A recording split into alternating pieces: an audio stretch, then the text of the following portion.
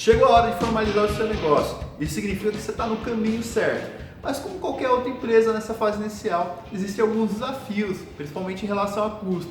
Então é natural a gente gerar alguns questionamentos, como esse. Precisa de um contador para abrir uma empresa?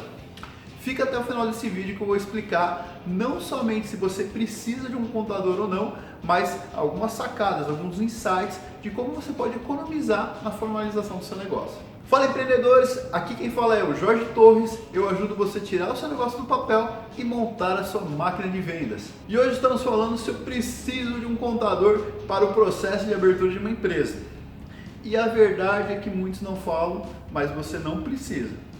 Você mesmo, empreendedor, pode dar entrada junto à JuCesp e aos demais órgãos e acompanhar todo o processo de abertura da sua empresa.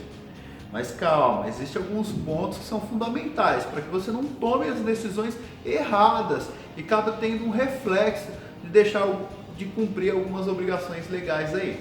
Mas antes eu vou te pedir para você se inscrever no canal e ativar as notificações, pois falo aqui tudo a respeito de como montar o seu negócio e a sua máquina de vendas. Bom, Jorge, se eu não preciso de um contador, eu já posso fazer sozinho? Primeiro, calma. Nós estamos falando exclusivamente do processo de tirar o seu CNPJ do papel, ou seja, a legalização para uma empresa MBA. Então, o contador ele é fundamental para após o processo da abertura do seu MBA. Então, só vamos separar aqui o joio do trigo, ok? Porque você pode ter problemas, como por exemplo escolher o KNAI errado, que é a classificação nacional de atividade econômica. Se você escolhe o seu KNAI errado, você pode entrar dentro do anexo, por exemplo, do Simples Nacional e pagar mais imposto. Então cuidado para você fazer esse processo de forma adequada, ok? E futuramente também, como eu falei, após o processo de abertura tem algumas anuências aí.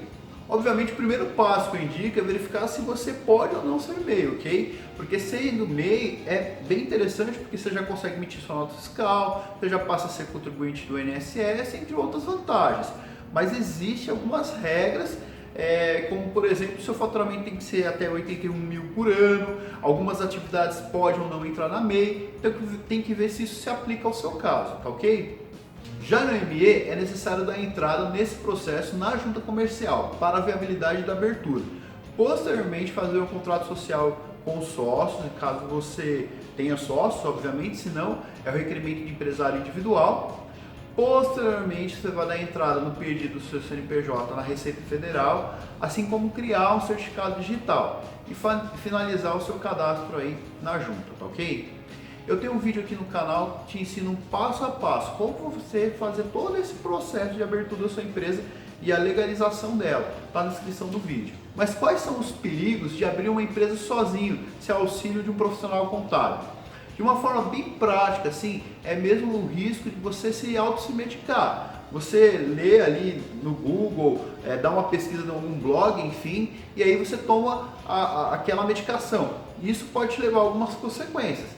Então, tem que tomar cuidado à abertura do seu CNPJ, como por exemplo, você escolher um KNAI errado, como eu disse anteriormente, e você ser taxado aí de forma indevida em uma classificação dentro do Simples Nacional, um anexo aí do Simples Nacional, que não seja o seu, tá bom? Então, esse é um ponto. A tributação no Brasil é complexa e muito delicada. Você precisa entender que um erro seu nesse início do processo pode te complicar aí toda a sua jornada do seu empreendimento. Mas calma, tenho excelentes notícias aqui, como eu te prometi nesse vídeo, para te ajudar a encontrar uma melhor opção nesse momento. E a maioria dos empreendedores não sabem, mas existem 4 tipos de escritórios e eu vou explicar a diferença de cada um deles e como você pode economizar nesse processo de abertura. Já existem escritórios de contabilidade que cobram valores pequenos ou até mesmo isentam a cobrança dos honorários na abertura da sua empresa. Então, isso é uma baita economia. Não quero dizer aqui que eles não vão pedir uma contrapartida. Sim, sempre existe uma contrapartida. Se a abertura é gratuita, existem seus ônus aí. O ônus, por exemplo, é pedir um contrato de 12 meses, você ficar ali com aquele prestador por menos um ano. Então, esse é um exemplo. Mas por que eles isentam, né, essa cobrança e também tem uma mensalidade mais em conta, né? Como que funciona? A contabilidade online, ela é basicamente uma empresa de tecnologia com um serviço contábil. Então você, empreendedor, entra dentro do software dele e faz alguns lançamentos, tá? De nota fiscal, lançamento, por exemplo, caso você tem folha e assim por diante. Então eles tiraram esse processo manual, né, de estar inserindo informações e acabaram terceirizando, vamos dizer assim, para os empreendedores. Então existe esse ônus que você vai ter que fazer esse processo de input de informação. Mas se você tem uma quantidade de nota fiscal baixa, uma quantidade de funcionários também relativamente baixa, talvez seja interessante.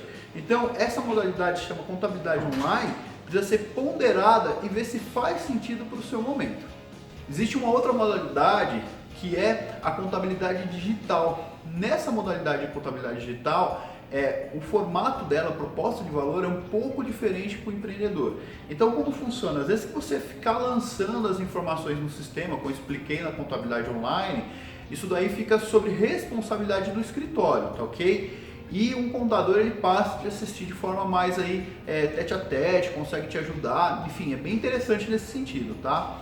E um outro ponto importante nessas contabilidades digital é que também não cobram às vezes a abertura da empresa, né? Aí você tem que avaliar se cobra ou não. Existem alguns escritórios que cobram, outros que não, precisa avaliar, tá bom? A mensalidade deles é mais ou menos 250, 350 reais, obviamente. Depende de quantos funcionários você tem, quanto que você fatura, quantas notas, enfim. Precisa avaliar nesse sentido, tá bom? Eles têm um serviço também que é bem interessante. Assim como o empreendedor ele acaba normalmente terceirizando o DP, né, a folha, você terceiriza, faz o BPO financeiro, que é chamado, do seu financeiro. Então você terceiriza o seu contas a pagar e receber. E você acaba autorizando ali só o pagamento, que é muito interessante, porque queira ou não queira, o contador já vê ali, né, sua movimentação, tudo que você paga, tudo que você acaba vendendo, isso é natural, ele já tem essa visibilidade. Agora ele só está fazendo o processo de terceirização, de poder fazer esse contas a pagar e receber e você liberar essas cobranças aí para ele. Bem legal, através de um software você tem visibilidade também financeira do seu negócio.